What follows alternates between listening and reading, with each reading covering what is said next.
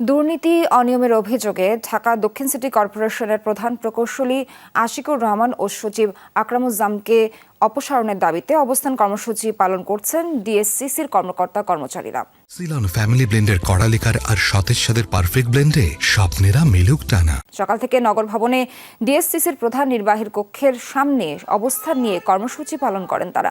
24 ঘন্টার আলটিমেটাম দেন দুই কর্মকর্তার অপসারণে, অন্যথায় অনির্দিষ্টকালের জন্য মশক নিধন, পরিচ্ছন্নতা কার্যক্রম সহ সকল সেবা বন্ধের হুঁশিয়ারি দেন বিক্ষোভকারীরা। তাদের অভিযোগ, প্রধান প্রকৌশলী ও সচিব ক্ষমতার অপব্যবহার করে সম্পদের পাহাড় গড়েছেন।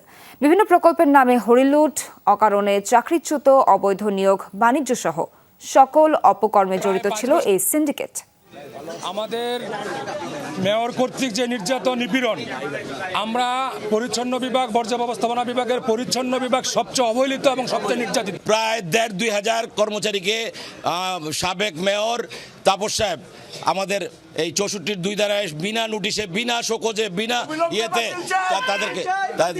তাদেরকে চাকরি থেকে বঞ্চিত করেছেন।